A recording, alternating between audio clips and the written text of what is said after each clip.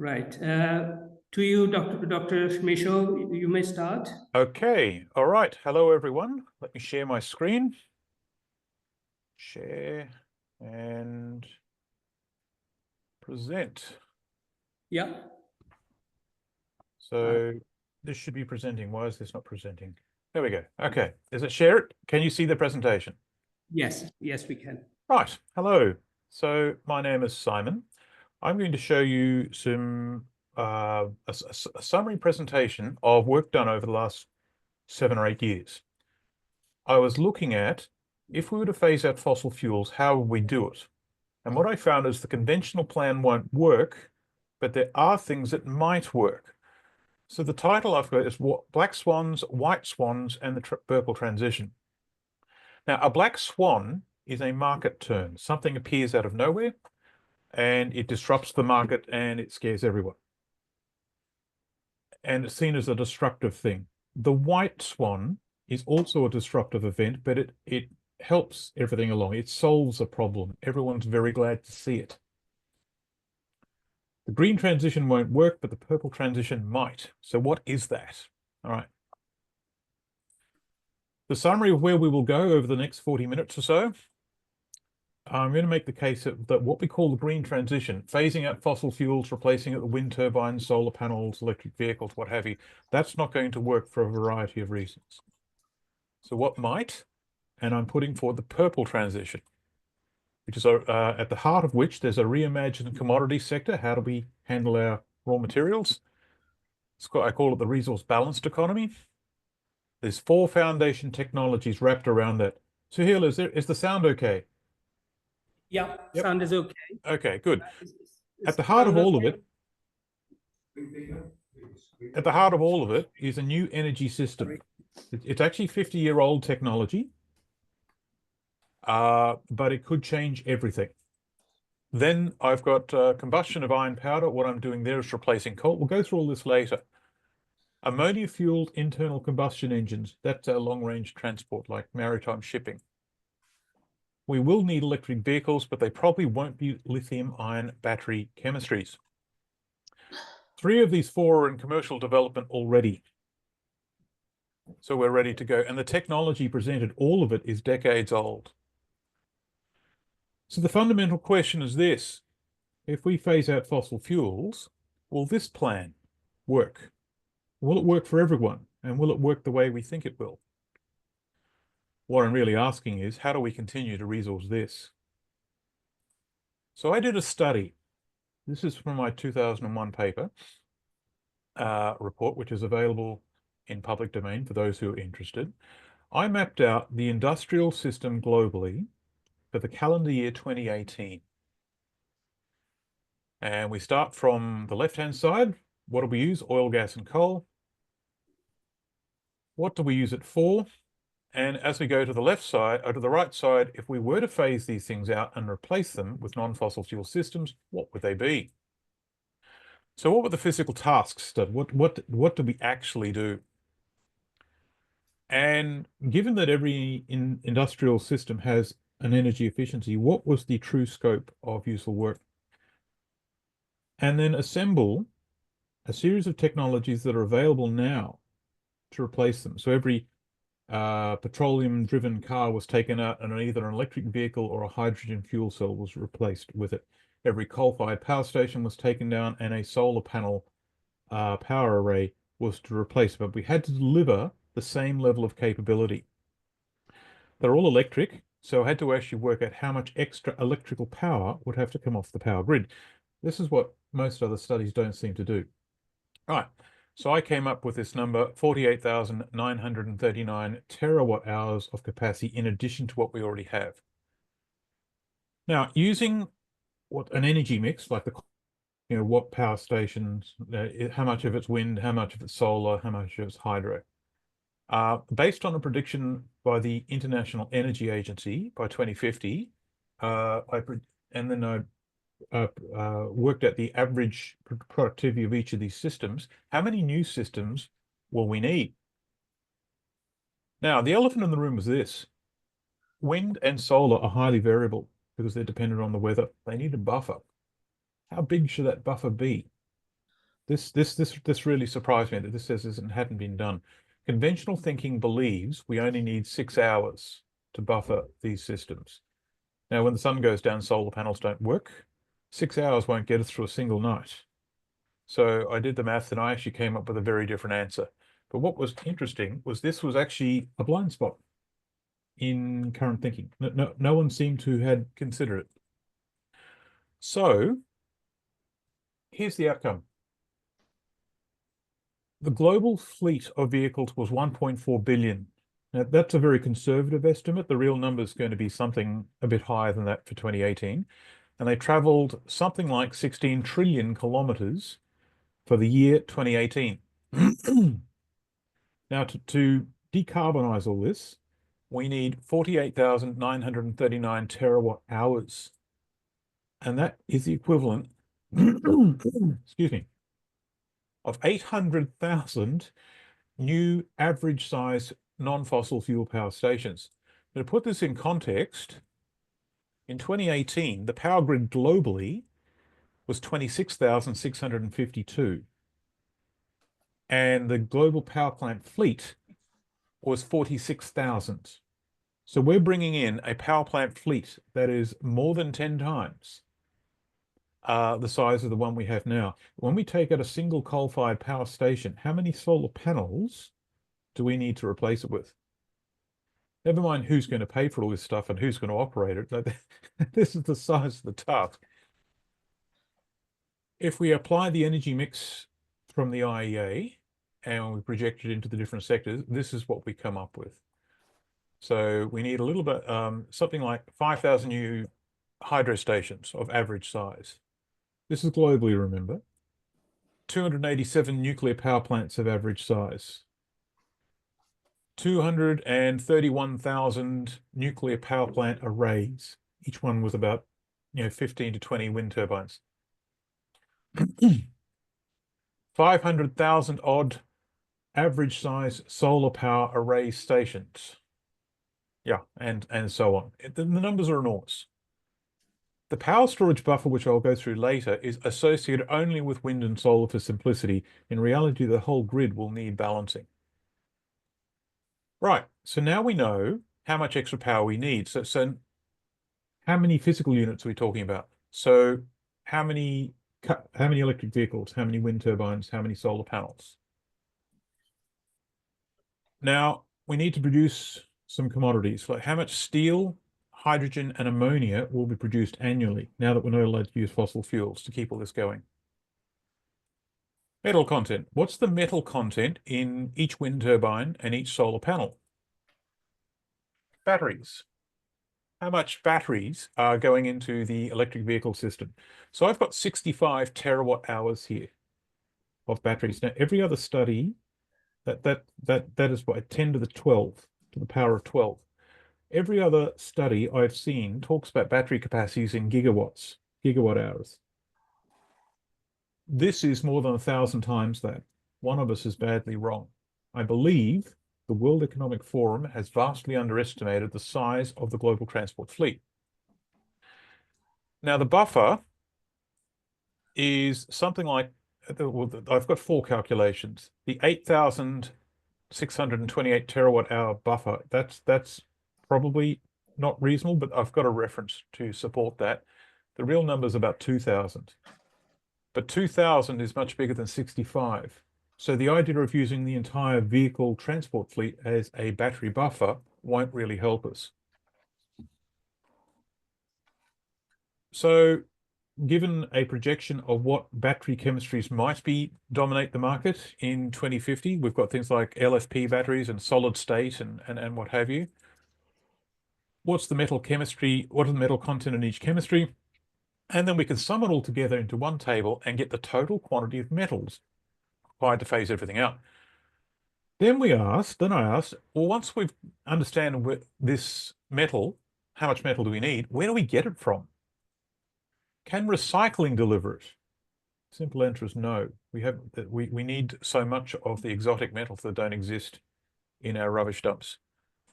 Can the existing mining industry deliver easily, so compared to annual production? Can the mining industry expand quickly? So this is everything that's in a feasibility study ready to go now. What about long-range capacity? Mineral resources, estimated mineral resources. And would it help if we mined the sea floor? Simple answer, it won't. There's not enough down there that we know of, and there's technology bottlenecks. So the real answer is, should we consider develop something else, like do something else? And yeah. All right, so let's look at wind and solar. Wind and solar are now projected to be 70% of the power grid, and they're the primary energy systems going forward. Their natural unreliability attached to the weather, though, is not that well understood or recognized. The US Department of Energy directed me to this information. So this is a case study of the biggest power grid in the United States, PJM RTO. They service 100 million people, so something like about the size of the UK, United Kingdom. Right, so for 2 years running, we got all the information for wind and solar in terms of what their capacity was and what they actually delivered to the grid, like what was their capacity factor.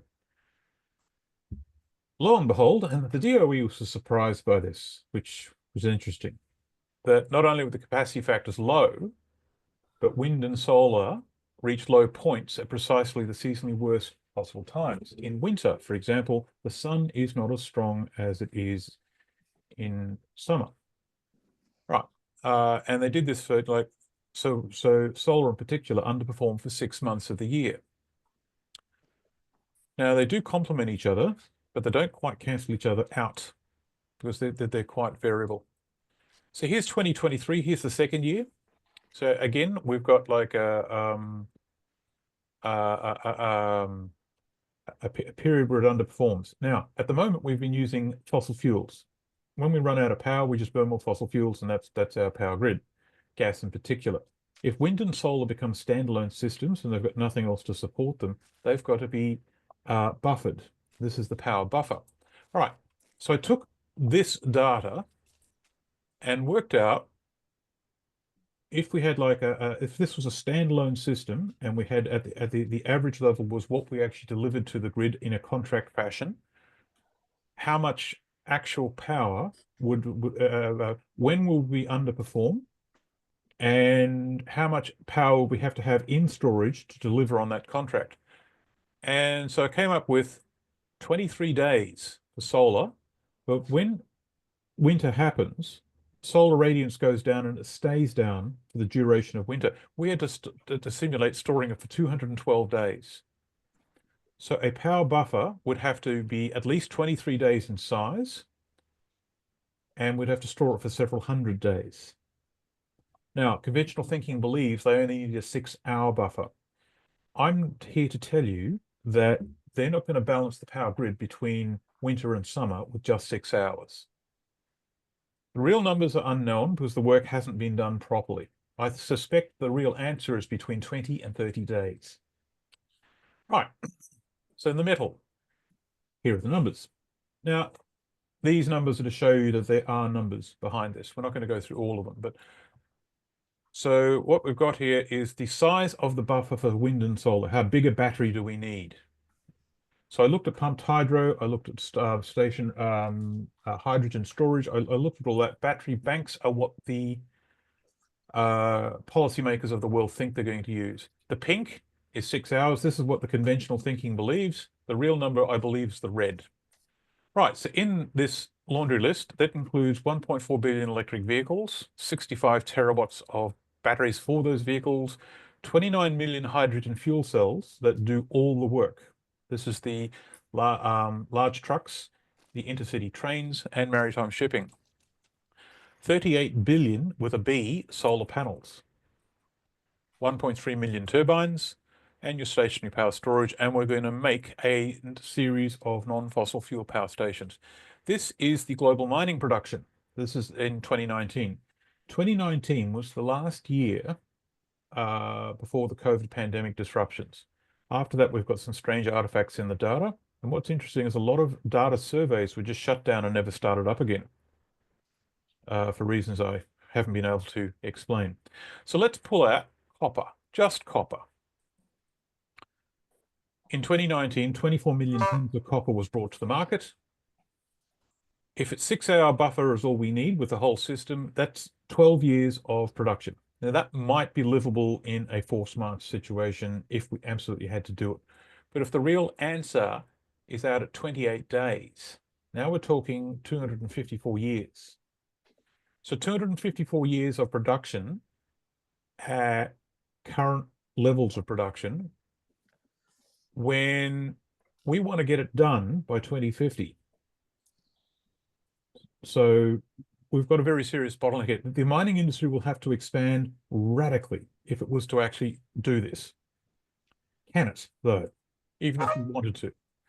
So let's look at recycling. So when we produce material goods, we produce them, we consume them, and then we throw them away on a rubbish dump. So presumably if we're going to recycle stuff, it's going to be in our waste, those waste dumps somewhere. So if I went out and I got all the copper that was mined and produced between 1990 and 2023, 34 years. If I was to go out to all the rubbish dumps in the world, find that copper, extract it, recover it 100%, and put it in a big stockpile of copper ingots, that would be 520 million tons. And that's the black. For the red, which is what I think the real answer is, we need 11.8 times that historical volume. So what that means is there is not enough of these exotic metals in our rubbish stockpiles to recycle to then produce. So this is a mining story. Recycling, I believe, will come in its own, and I think the future is recycling and mining may well merge into one discipline. But the metals that we're after are relatively exotic. And all of these metals have this basic profile. So this is nickel, lithium. Now, we've been mining lithium for some time, but we use it in a boutique fashion, like in very small quantities. Now we want to mine it like steel. So we need something like 996 times the historic volume. And remember, this is just to actually make the first generation of materials just to stand still as we were 2018, which is what, 7 years ago now. This cobalt, graphite, and vanadium. What has not yet been mined cannot be recycled. So while I believe in recycling, and I was part of the recycling world for a while, this is not the primary source of materials to deliver the green transition.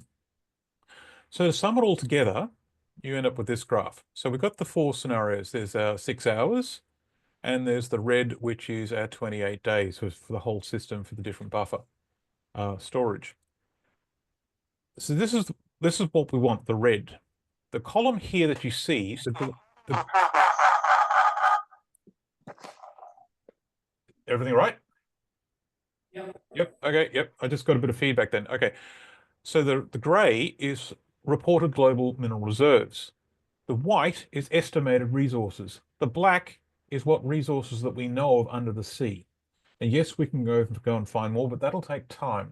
And there's engineering bottlenecks in production when we pull up sea mining.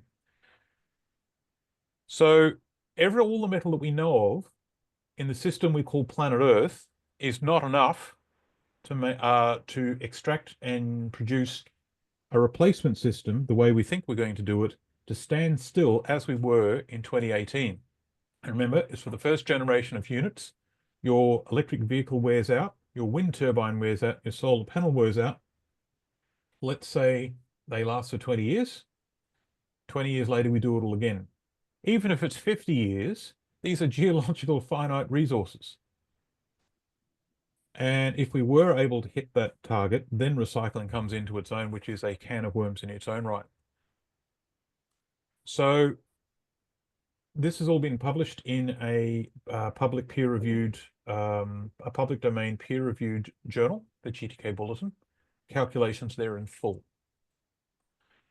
So mining production, existing mineral reserves, resources, and recycling will not be enough to manufacture the first generation of technology.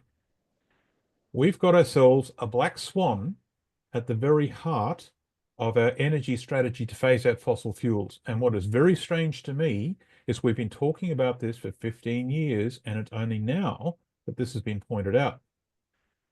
I have presented this now to a number of times to people around the world. A lot of the time I'm talking to government groups, and I'm going to take the time to tell you that this is a crap plan, and we need a better one. And this is understood, but what might that plan be? Okay, so what are we trying to do? So fossil fuels are going. The green transition faces serious resource supply bottlenecks. And even if we put the technology on the ground and we're able to do it, the technology probably won't be strong enough and flexible enough and capable enough to replace fossil fuels. So what might work? I'd like to present the purple transition. Why purple? It's my wife's favorite color. All right, so what are we trying to do? We want electricity, we want transport, and we want manufacture. We want reliable and consistently stable power generation in all weathers, in all geographical regions, preferably in a concentrated form where we can deliver large quantities of high current and high voltage, preferably in a low materials footprint. With each unit having a long working life, and when they're taken offline, they're designed to be recycled, which at the moment they most certainly are not. And we want a minimal waste plume with very low environmental impact. This is the laundry list of what we're trying to do. When I first started this, I said, well, there's no way we're going to do that, but now I believe we can deliver on that. So it looks something like this. At the heart of all of it is a reimagined commodity sector, what we call mining, but also waste handling and recycling. We've got to value our raw materials at a much greater level, and we've got to be more careful with what we do with them. That's the heart of everything. Around that, we've got 4 technologies. Now, these technologies, there's no one technology that'll solve all our problems. What might work is if we can stitch a number of technologies together into a system. So the key to this is success is how it all comes together. Okay, so this is thorium molten salt. In 1972, the Oakland Ridge Nuclear Laboratory in the United States, which is the premier research group for nuclear at the time, released a status report of several decades of research. Basically, it worked, and they were asking for permission to make a full-size system. This is very different to conventional nuclear. Okay, they did 6,000 hours of power generation without a problem. And now, as of 2022, there's a system operational in China in the Gobi Desert and at 2 megawatts, and they're commercially selling power. They do not need water to cool this reactor, so it works just fine in the desert. And you might notice the size of this is actually quite small. This is a type of small modular reactor. What is molten salt? Okay, so we take thorium and we embed it into a fluoride salt or a chloride salt. I personally like fluoride, but fluoride is just as good. This is thorium is not radioactive. It's what's called fertile, so you can handle it without health concerns. We put it in the reactor, and then we put a neutron source in the reactor, usually like a plug of uranium or even a neutron lamp, and we bombard part of the fuel with neutrons. That thorium then gets converted to an isotope of uranium called U-233. Uranium is radioactive, and that radioactive radiation is hot, and it melts the salt. The salt becomes liquid, and then it starts to go around the circuit, much like the coolant in your car does through the radiator. And it becomes a heat exchanger. Heat is taken from the system and is used to turn water into steam. Steam turns a turbine, and the turbine generates electricity. Now, what's interesting is this system is already liquid, so it can't melt down. If the system gets too hot, a process called Doppler broadening in the isotope chain reaction overruns itself and it shuts down. Also, you've got a freeze plug, so if it gets past a certain temperature, all the fuel just drains out of the reactor into external dump tanks and it's managed separately. There is not one but two mechanisms that prevent a Chernobyl or Fukushima system from happening. This is me going to Copenhagen, Copenhagen Atomics. I'm standing in front of one of their test rigs. This is half the system. The reactor itself is in that little octagonal unit behind me. Each commercial reactor is planned to produce 100 megawatts of thermal heat or 40 megawatts of electricity. So it's a modular system. You can stitch as many of these things together to generate the amount of power that you want. It can be as big or as little as you need. Each reactor is the size of a 40-foot shipping container. It arrives on a truck. Here's the funny part. They're going to be selling electricity at 2 cents a kilowatt hour, which is actually substantially cheaper than anything we've got at the moment. So not only does this solve all their problems, it's cheap. It's going to be cheaper than what we do now. 1 gram of thorium or uranium produces 24 megawatt hours of thermal energy, which is extraordinary. And unlike solid fuel systems, a liquid fuel system uses all the fuel that goes in and produces only 3% waste, whereas the existing solid fuel system, only about 4% of the fuel is used and 96% comes out as waste. At this stage, Copenhagen Atomics will be ready for action in 2028. It can happen a lot faster if the respective governments get out of the way and start granting licenses. Here's the system. So this is inside your 40-foot shipping container. It's an onion configuration for the actual reactor. On one side, you've got a heavy water circuit, which regulates the temperature. This is to keep the reactor at a certain temperature so it's efficient. If it gets too hot, it just shuts down. Then you've got the heat exchangers on the other side. There's 2 loops to ensure that no radiation leaves this system. These are what's called walk-away safe. This is how big they are. So it's the size of a shipping container. This was actually quite amazing. When they would produce these, they'll put 50 years of fuel in at its inception, and they'll come back every 5 years to do a maintenance cycle. And at the end, they'll just take the whole reactor away and reprocess and store it, and they'll just install a new one. It becomes the equivalent of changing a light bulb, but in an industrial context. The opportunity here is we can now decentralize the whole power system. Every hospital, every smelter, every mine site, every community can have one of these just sitting in a car park somewhere, or with a power steam turbine next to it, and it can generate the power. You're no longer dependent on a massive power grid and all the problems that come with that.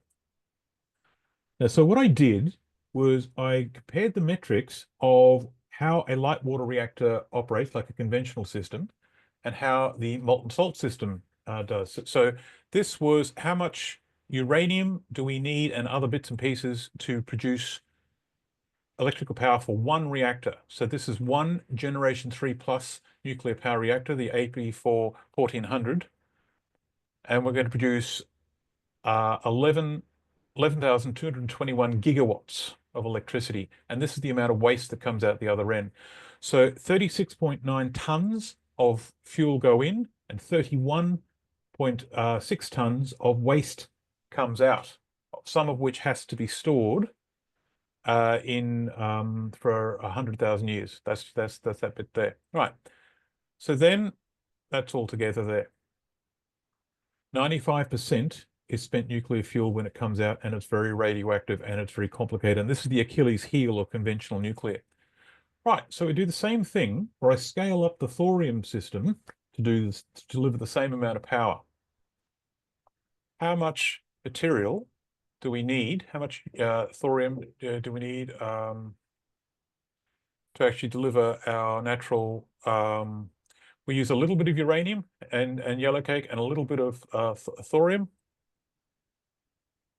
And this is the waste that comes out and the isotopes.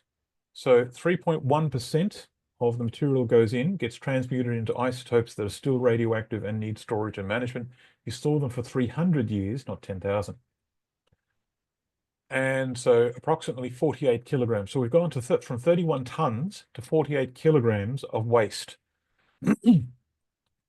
So what I then did was compare them. To produce 1 gigawatt of electricity, excuse me, what's our footprint? So this is the amount of waste produced. For every gigawatt hour of power produced, 2.8 kilograms of waste versus 0.0044 kilograms. I had to put them on a log scale so you can see them. And this is the amount of reactor fuel consumed. These are log scales. So that's 0.01, 0.11, and 10. And so if I put this on a normal linear scale, this is so small you can't see it. The footprint of the thorium molten salt system is orders of magnitude smaller, which gives it an opportunity. Now, this was an opportunity out of left field. Spent nuclear fuel that comes out of your normal nuclear reactors is mostly uranium-238. You've got isotopes of uranium and plutonium. Right. If you were to take this stuff and bombard it with neutrons, it eventually turns into U-233, which is our fuel for our molten salt reactor. What this means is I could take a small bit of spent nuclear fuel, put it in the liquid fuel system, and because it's liquid, nothing gets shielded. Everything moves against everything else, and it doesn't matter if it takes a long time to transmute. It does in a solid fuel system, but not on a liquid fuel system. The MSR system can actually run down the stockpile of nuclear waste by turning it into energy. We've now got a way to actually move the nuclear stockpiles, which was such an environmental hazard. Excuse me. All right, moving on. So the next technology was combustion of iron. When we do smelting and most manufacturing, we need temperatures of around 1,500 degrees Celsius, or there's a range. Some of it goes up to 2,200. We need high-end heat. Nuclear can't deliver that. And at the moment, we use coal. Now, there are other ways to do this, like electric arc, or you can burn it in a hydrogen atmosphere or some biofuels. But when you look at the logistics involved, that's not sensible to do that. I'm proposing that we take very fine iron powder and use it as a metal fuel. We're not running out of iron. This is the equivalent of metal powder in the metal coating business. So it's a mature technology. We know what to do. When they are burned, it takes a lot to get them going, but once going, they're very hot. It's around 2,000 degrees centigrade. And so what that means is if we burn iron powder, all our industry, which was taken offline before, because take away coal, what do? Comes back online. 1 ton of iron powder contains about 1.6 to 1.9 megawatt hours, depending on the final oxidization state. It takes about 0.6 megawatt hours to produce 1 ton of fine iron powder, but here's the interesting part, it can be recycled. Oh, okay, took that out. So it can be recycled. When you burn iron powder, it becomes iron oxide, commonly known as rust. If we strip the oxygen out of that, it goes back to pure iron again, and it can be done in a hydrogen atmosphere or a syngas atmosphere. Now, so if we took human sewage and we heated it without oxygen in a process called pyrolysis, we produce syngas. Now, syngas can be used as domestic cooking gas, or it can be used to recycle iron powder. So now you've got a link between a waste product of a community and recycling industrial fuel to replace coal. Industry comes back online, there are no emissions. Here is the proof of concept. This was someone's PhD in the Netherlands, and then they did a prototype. This was put in a brewery in Bavaria. So you've got a system that will fit in your living room that's producing 2,000 degrees centigrade temperature. So everything becomes much smaller in footprint. Okay, moving on. Lithium-ion battery chemistry is going to be a problem because we don't have the resources in the ground. And also lithium-ion chemistries also have this unfortunate habit of catching fire. And they're very difficult to recycle. Can we make them out of something else? The answer is yes. This is these are theoretical isotope ratios, the theoretical volumetric density and the theoretical gravimetrical energy density. In theory, at their maximum energy efficiency, what would it be? So commercial lithium-ion batteries have the potential to be in there, and their actual market potential is in a little square in the bottom left-hand corner. The top right-hand corner is where all the best batteries are. So this is sodium-ion batteries, which we're now talking about now. That's starting to come out. You've got chloride and zinc and sodium metal air batteries. The fluoride in your toothpaste could be used to make a battery. The corrosion problem associated with fluoride, there was a way around that.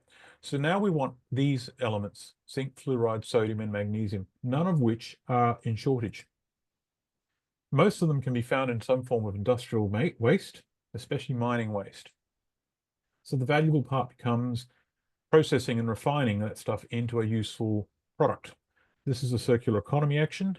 And I say things like, it's not rocket science, why aren't we doing this? And the answer is, well, money's now tied up in the lithium system. Ammonia. So we have the problem of how do we actually power our like our shipping container vessels and our big tankers that actually travel around the world.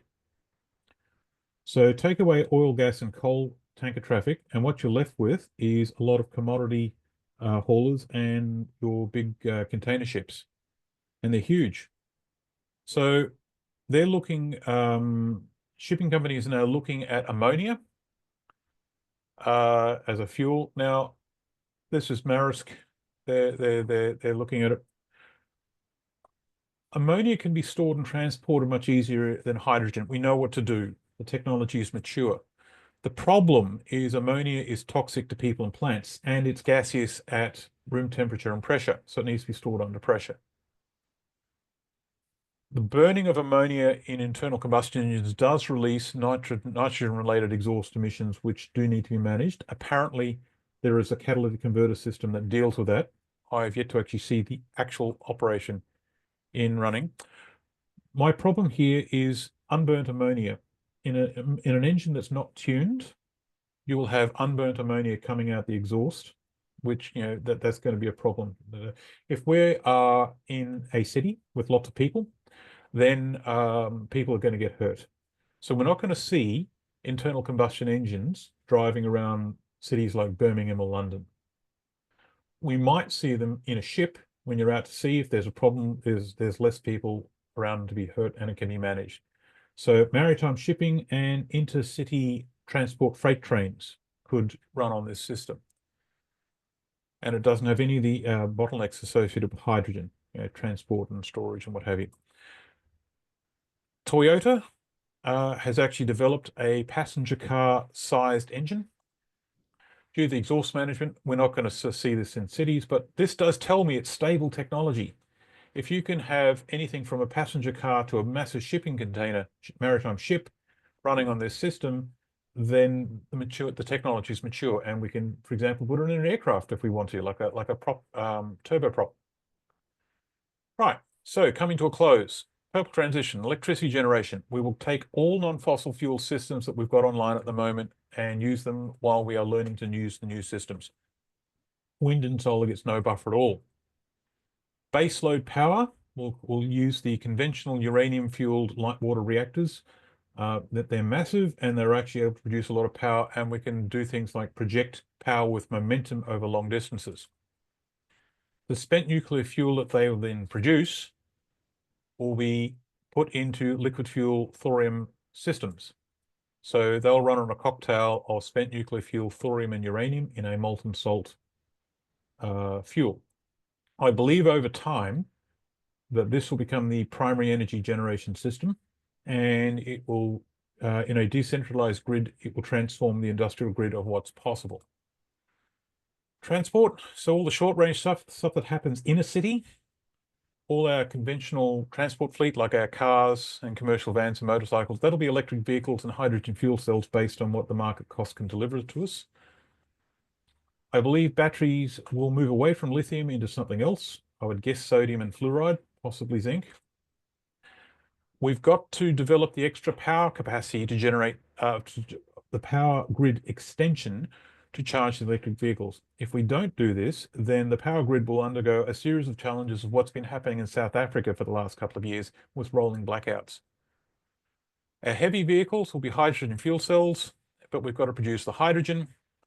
If we can produce the hydrogen by burning iron powder and from seawater, like we're not actually sort of extracting drinking water at a time when there's water shortages around the world, we're back in business. And I think the thorium molten salt systems will be very useful to do that. Long-range transport, so maritime shipping, aviation, and rail. I looked at biofuels for aviation as well. There is something there if you go the unconventional route. You've got to produce the ammonia though, which comes from hydrogen, and now we're back to burning iron powder and sourcing seawater if we can do it.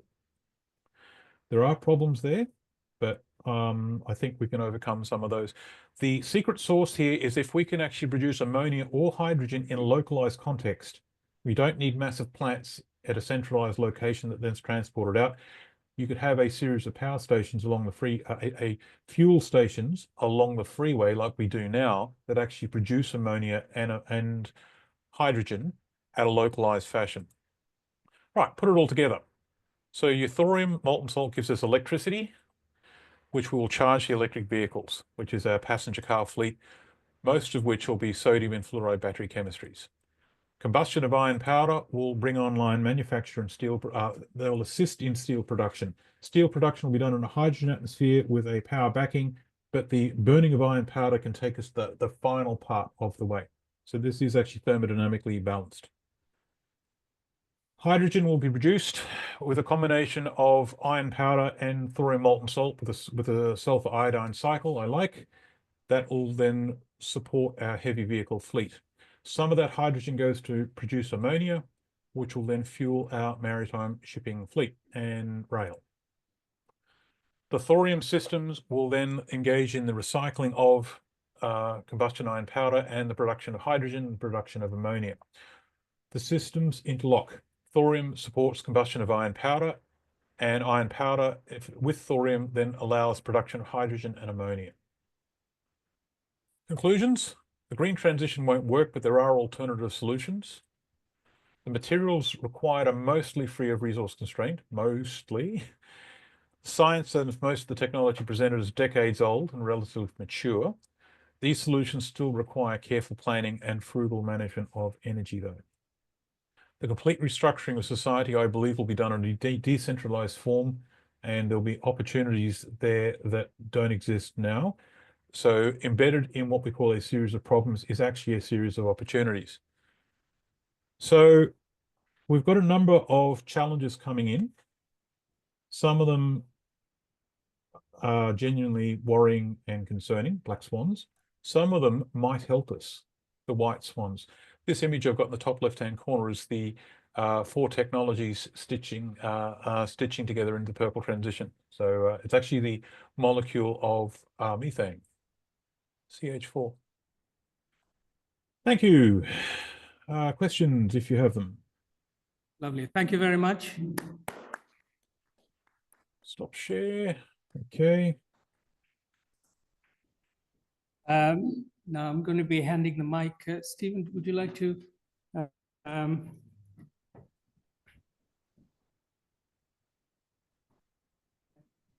mic close to your mouth, then I'll repeat the question in case you can't hear it. Just can you share those slides Yes. online so that we read the small print? Yeah. Yeah. I didn't hear any of that. I was wondering if someone could repeat the question. Sorry. Recording in progress.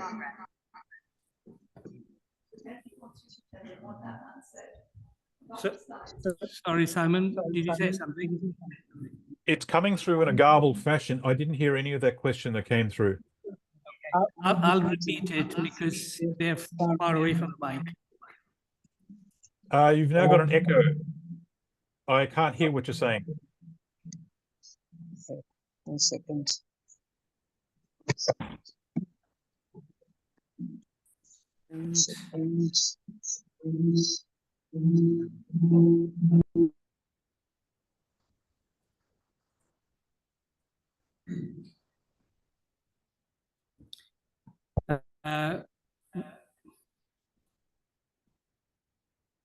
Let's do a test.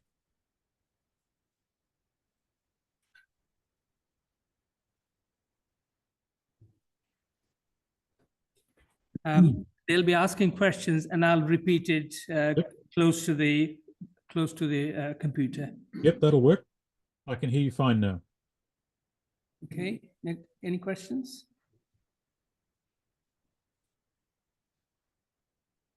Just keep it close to your mouth.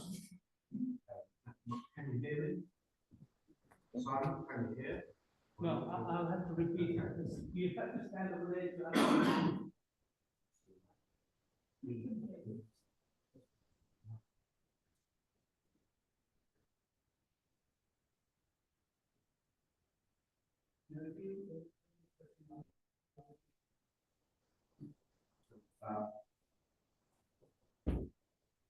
So hello, if you could please just ask what are the biggest challenges you see in the purple transition? Question here, what are the biggest challenges you see in the purple transition? Right. That's actually relatively simple. It's us.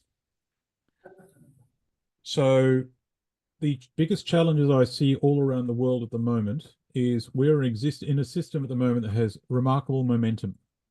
We don't like new ideas, and getting permission to do something like this, even at a small scale, has been very difficult. Getting a government or a council to grant a license to try this stuff has been very difficult, and has actually been holding things up now for about 10, 15 years.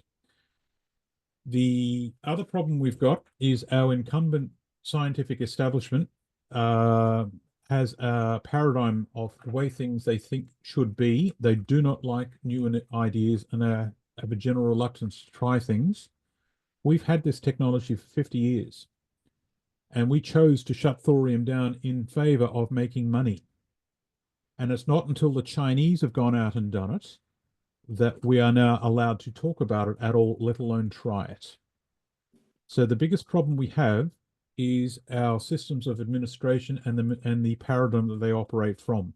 If we get out of our own way and we start thinking with open minds and actually go and try things, try it on a small scale, see if it works, publish the results.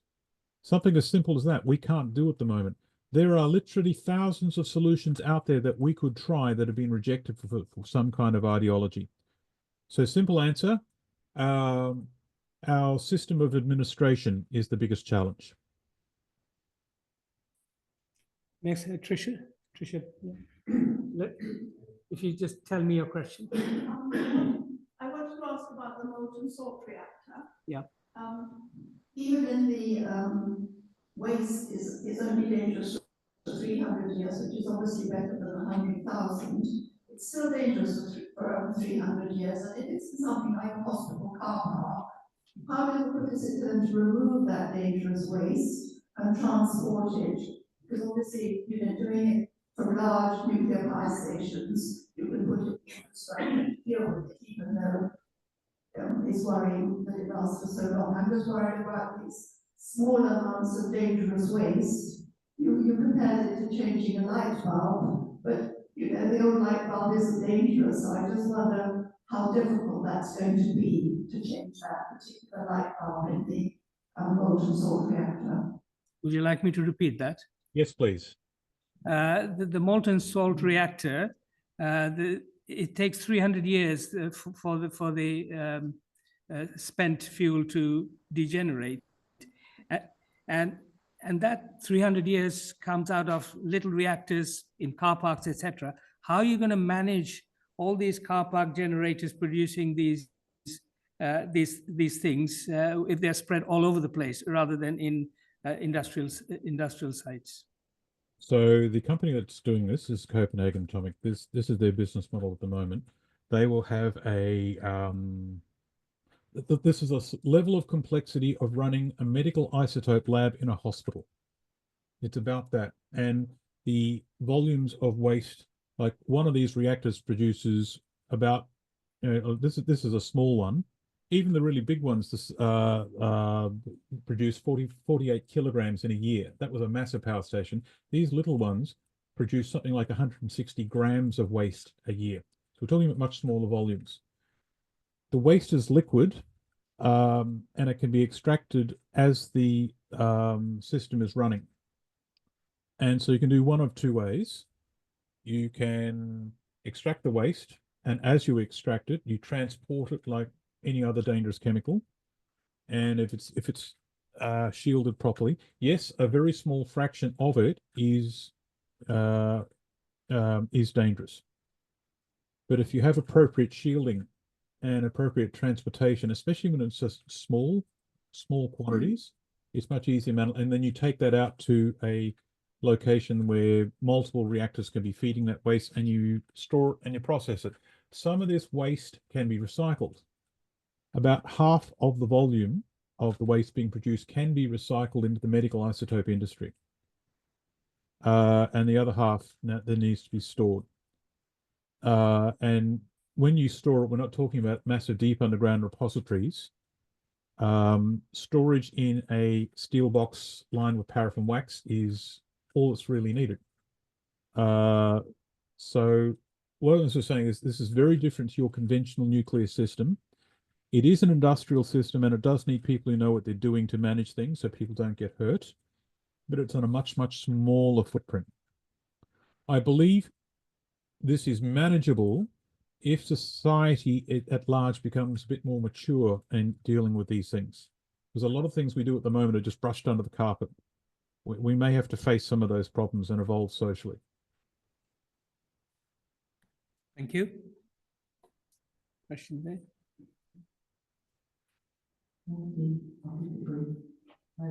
So I work a lot in developing countries, in African countries, for example. So which of these technologies, if they wanted to leapfrog onto something else, which of these technologies would you suggest they look at first? A question from a person who worked in developing countries. Mhm. Which of these technologies could developing countries leapfrog and use for their benefit in a developing country situation? All of them, with the understanding it happens on a smaller scale. Now, to deploy,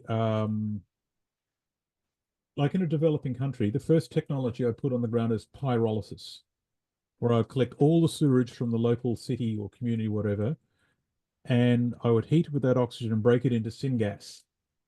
Syngas and biochar. The biochar could be used to as a fertilizer to develop agricultural land, but the syngas could be used as cooking gas in the start, and then it could be used later to recycle metal fuel if you go that way.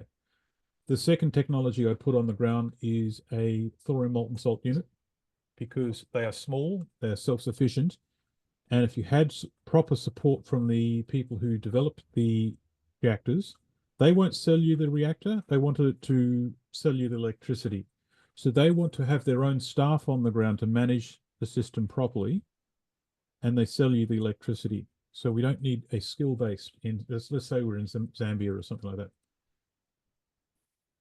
Because it's small, it's in a very small footprint, a small footprint with a large capability. That capability is then turned over to the local community to do what would you do with lots of electricity, and how would you use it? Each culture will do things differently, and they'll have different priorities. A European culture will have a different hierarchy of tasks compared to an African culture. But if we can supply them electricity in a reliable form that is not subject to rolling blackouts and can be managed from a centralized point that is local, then that changes the calculus in what's possible. So that's the simple answer. I'd start with pyrolysis, then I'd go through molten salt. But the reality is all technologies, because they're simple and they're relatively mature, can be deployed because they have a comparatively low risk profile to a lot of our existing technologies. You're not building like a massive gas refinery with gas tanks, for example. So they're all small and they can all be sort of put in relatively easily and quickly. But what it will require is a change in how they are used. And in many respects, the third world countries right across Africa and everywhere else they don't have the existing industrial system we have, and that's good because we've now got to shut it down and build a new one on top of that. They could build something from scratch, so they could leapfrog us if they had the right mindset. Thank you. Kirsten? Kirsten?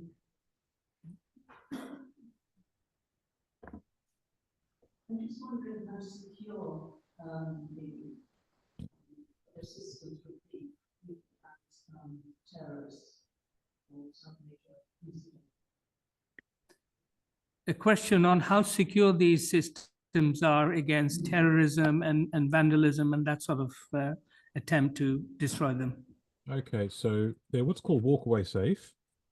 So when everything goes well, they're the highest level of risk mitigation I've seen in an industrial system. If someone takes the time to use engineering tools to cut into one of these things or blow it up, or then if someone's going to go that far, then well, where it's no matter what system you've got on the ground, you've got a problem. If someone was to actually blow up one of these reactors, the fuel is liquid. It cannot go to aerosol. As it cools down, it becomes a solid. It goes back to being a salt. So if it blows up, the fuel would just leak out of it or where it lands, and it will become a localized problem.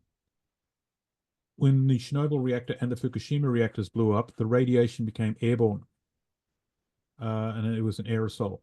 So because it's a liquid, it can be contained locally. And then you've got an industrial waste problem, and then some appropriate trained staff with appropriate equipment move in and they just clean it up. They scoop up the liquid off the ground, or the cooling fuel on the ground, put it in a container and take it away. It would be an industrial disaster on the scale of, say, a civilian domestic suburban block, like, say, 4 or 5 houses or buildings would be affected. And the problem being the gamma radiation coming off the fuel is no longer shielded. And so that'll go through all the surrounding buildings, but it won't go very far. We're not talking hundreds of kilometers. We're talking about maybe a few tens of meters. If you've got the appropriate people to clean this up, it'll be okay. Compare that to, for example, a gas refinery that's been blown up, or a fertilizer plant that's been blown up. Everything industrial has a risk. And if someone's going to take the time to strike it militarily, then we've got a problem. And it has to be dealt with. Thank you. Roger?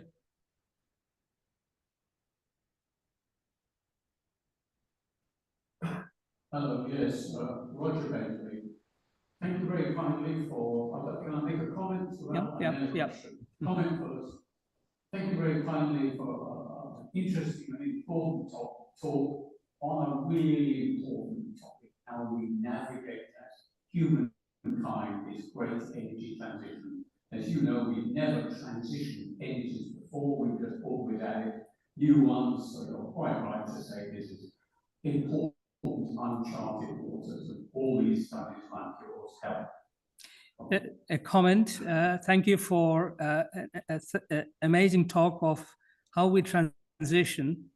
We've never transitioned before from energy. We've added things, but this is a huge challenge, and your presentation has been very well received.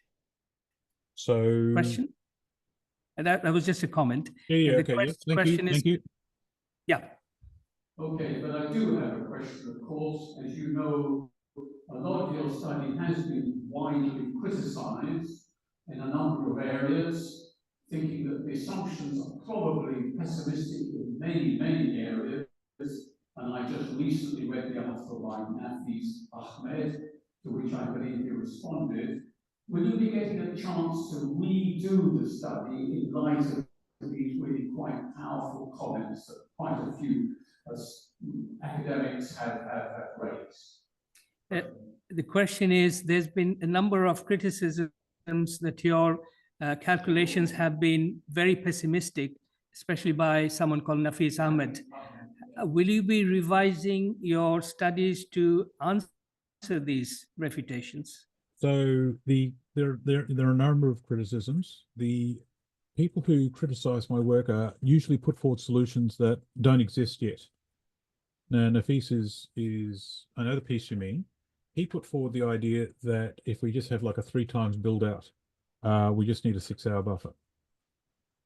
And that has there's a number of logistical problems with that. The amount of work to do all that and demonstrate, there's a number of these things. It would mean I won't be doing other work. This is a straight calculation. It's a straight calculation of what actions did we take in 1 year versus if we were to take fossil fuel systems and put in non-fossil fuel systems, what would that look like? The bone of contention is the size of the buffer. Conventional thinking believes we only need 5 to 7 hours or 6 hours. They cannot really answer the idea that, well, do you really think we're going to get through winter with just 6 hours if wind and solar become the primary systems? Take away fossil fuels that allows us the flexibility to bring more power online and not. So that hasn't really been answered. What is happening now is economically, we've got something like 91 major projects worldwide are now being rolled back. Economically, wind and solar are crashing. And now the mentality seems to be we're going back to fossil fuels. We can't do that. So will I do a new study? I don't know, because it took 2.5 years to get the base study through peer review, because the paradigm they just couldn't cope with the idea that these things are being challenged. What I do think is reality is just going to bear it out. The flag has been raised. If someone can prove this wrong, they can put a similar study on the ground saying, here is a parallel study that does the same thing that you've done, but with our study, with these new assumptions, for example, Nafis's 3 times build out, and we can hit the same targets and with these material outputs. No one seems to be interested in doing that study. My professional career has been consumed for the last 7 or 8 years trying to work on this stuff and answer this stuff. Do I want to spend another 7 or 8 years doing this when it can be just overrun economically anyway? I don't know if I'm prepared to do that. We'll see. The Hawaii report that's just coming out now, where the purple transition's been documented in full, I've already been told by a number of governments that they want a similar study done for their country. So we'll see. If that happens, and I do go down the rabbit hole again, sure, I'll do a Nafis study. Another one that was presented was the idea that you could actually buffer wind and solar with each other. When solar goes down, we can buffer with wind. But in Europe, we've got these dark doldrums that happen in Germany in particular, where you've got wind lulls that happen for, say, up to a week at a time, and it's dark. And sometimes you get like, say, 5 or 6 of these a couple of days apart. And so the grid has to be able to handle all that. We haven't got our arms around this. In one respect, I would like to answer my critics by going out and doing such a study, because that's can we please sort of have a sensible discussion about this? But then it occurs to me that the people who criticize my work are not prepared to bring their own work to prove me wrong. They just sit there and whinge like trolls on the internet. I would like to see someone step up and do a similar style of work to actually sort of put forward their particular paradigm. Simple answer is probably not. Thank you. Good answer. One further question? Many thanks. And as I said at the beginning, all these studies are absolutely invaluable, and we need them, and we appreciate the immense amount of work that goes into them. From the same question, and many thanks of the amount of work and studies that you've done, because without them, we wouldn't be able to estimate the future like you've done. Thank you. Question? Right. Anybody else? Could I ask a bit you to explain a little further the disparity between your figure, 28 days is the required energy buffer, and 6 hours, which appears to be, from what you're saying, the more conventionally accepted figure. Presumably, the size of the buffer that you actually think you need will depend on your assessment of the probability that if you don't have a buffer of that size, the world or a substantial portion of the world will run out of energy. But what sort of probabilities are you using to arrive at your 28-day figure? Question, can you explain the disparity between the your 28 days, is it days? Days, 28 days. 28 days versus the 6 days, 6 hours. Can you explain the disparity and what sort of probability estimation are you using that leads you to your figure? So when I first started this work in 2019, the whole idea of a buffer wasn't really considered at all. Like it just wasn't part of anyone's thinking. And it was very, very hard to get any literature out there at all. So I dug around, and what I came to the conclusion was I'm going to have to do the whole damn calculation myself. In 2021, about 4 months after my first piece of work came out, Net Zero America published a study called Net Zero from Princeton University. And they came up with the idea of 5 to 7 hours buffer, because they did a calculation of what the green transition grid would look like right across the United States. So they came up with 5 to 7 hours buffer across the study. But in that study, what they were looking at was the difference between supply and demand. You know, sometimes there's a gap, and sometimes supply exceeds demand, sometimes demand exceeds supply.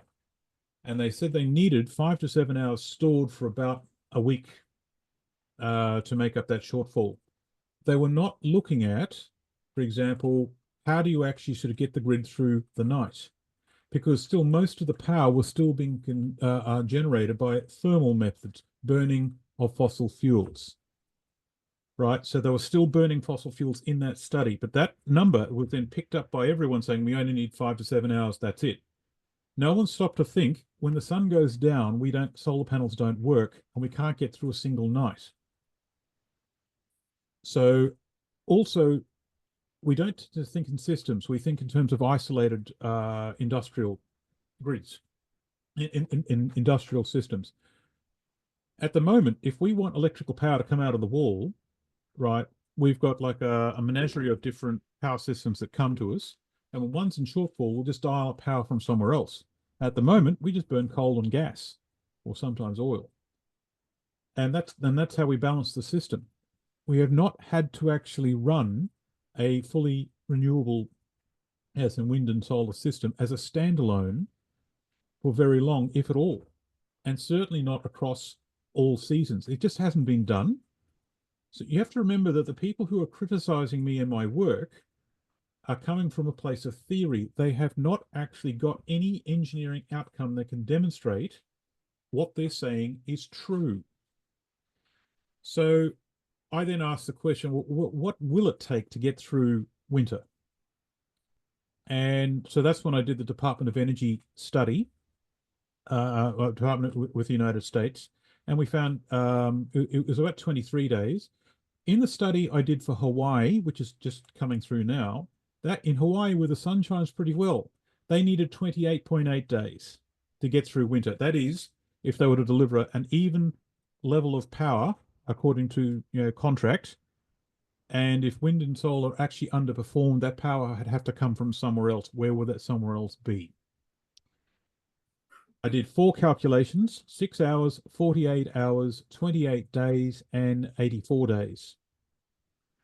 They were the only references I could find, because when you go into the literature, everyone references everyone else, and this is another problem. Everyone references everyone else instead of doing the work themselves. And when you look behind the curtain and you look at the assumptions of what's involved, that's when everything's off and fall over.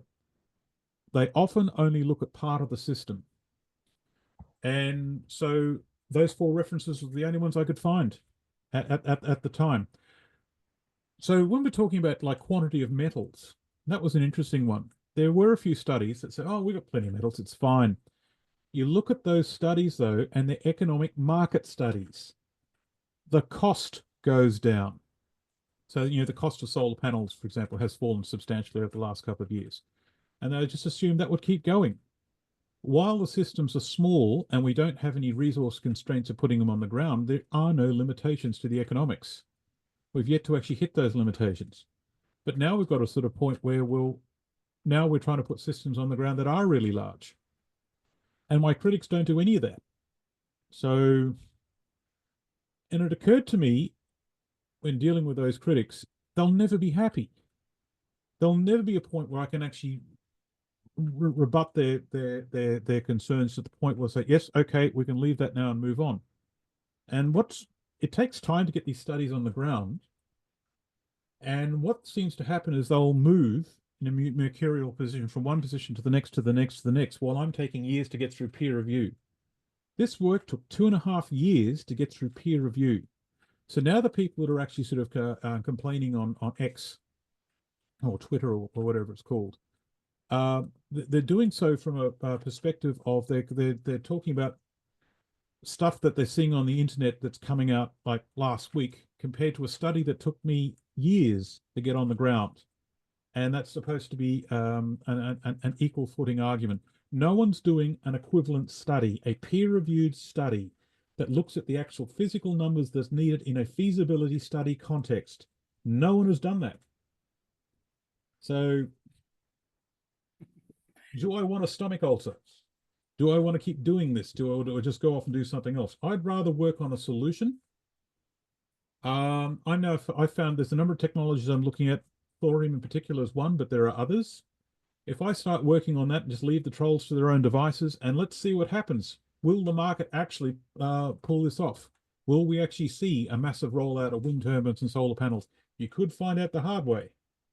Invest all your pension funds in putting up wind turbines, see how you go. And that's kind of what's happening. So that's my approach now. Thank you. I mean, I must say, your paper several years ago, when it came out, one of the first person to analyze this from an engineering perspective. I haven't seen any engineering analysis of the problem until I saw your paper several years ago. So we do need you to carry on with your research. One more question? 2 questions? You mentioned several ways of producing energy, but there was no mention in your talk of hydraulic storage or tidal. Has that sort of been excluded for some reason? Hydraulic storage, like dinner where you pump it up tidal waves, right? Right, turbines, different times of the day. You didn't mention tidal waves. Yeah, Hydraulic storage and tidal waves. Oh, hang on, you mean tidal power? Yeah, tidal power. Okay, right. So this is what happens when you only give me 40 minutes. I did indeed look at pumped hydro storage, and I looked at hydrogen storage, and I looked at compressed air and spinning flywheels. So there's a number of ways we can store power, and they all work and they all have their place. What's going to be the dominant thing? The problem we've got is the sheer amount of power that we need to store. That's the problem. Pumped hydro storage at the moment is the most effective and cheapest way to store power. That's how we do it at the moment. And that's where you've got a hydroelectric system on a river, and you've got a reservoir at altitude behind it up in the mountains. During the night, when there is off-peak power, it pumps water up the hill into the reservoir. And then during the day, when it needs that power, it will then have the water drain back down the hill and generate electricity as it does so. It's got about an 80% round trip efficiency. The problem with pumped hydro is the number of sites that we need to put this together is one issue. And so, well, how many are we talking about? Was it one or two? It's actually hundreds of thousands if we were to actually deliver the volume of power. A study was done in Australia that came out with the, well, we've got hundreds of thousands of possible sites. Then we says, well, if you were to actually rezone that and do all that, which I don't think is practical, but let's say that was possible. Most of these sites are away from the coast, so it's fresh water. So how much fresh water is going to be taken in pumped storage? And the answer was about half of the water draw, the annual global water draw now, again, this is for, I think it's like a 49% increase on top of the global freshwater power draw, freshwater draw at the moment, at a time when we've got water shortages and we've got more people than we've ever had before on the planet. So the environment's already under strain. So the rate determining step for pumped hydro was the amount of fresh water that would be tied up and taken from the system to actually do this. If we're going to put it into a drinking water storage, we're drinking it, we're not storing it. Then you've got a whole lot of engineering efficiencies like evaporation, and then you've got the problem of transferring power from where it is generated and where it's stored to where it's needed, and so on. So pumped hydro fell over at that point. Hydrogen fell over at the point where we've got to make the hydrogen, and for every kilogram of hydrogen that you put through a PEM cell, you get about 20 kilowatt hours of electricity. But to make that hydrogen and to make it and then compress it and store it and all the transfer, it's around 57 kilowatt hours. So to that 50 to generate the hydrogen itself, then you've got to do a series of things on top of that.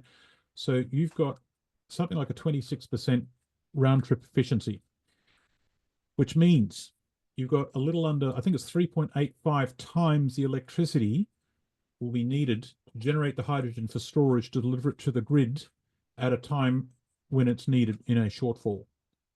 And so, and that logistically was just unacceptable. That wouldn't work.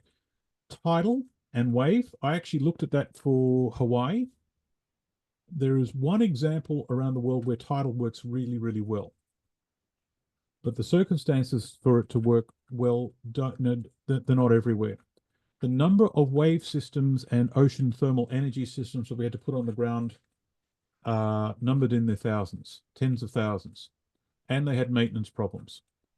So wave works, it has its place. There's some scale-up bottlenecks. You know, all of these things are not technology problems, they're logistical problems. The technology works fine. It's when you want to scale it up and make it available for everyone as the primary system, that's when things get difficult. Thank you. One last question, Kirsten? Okay. Okay. If there are no questions, we'd like to thank you, Dr. Michaux. It's been quite an interesting, quite a deep talk, but we have your presentation, which we will distribute, your PDF. Okay. Thank you very much for your time, and good luck with your research. Thank you. Okay, thank you.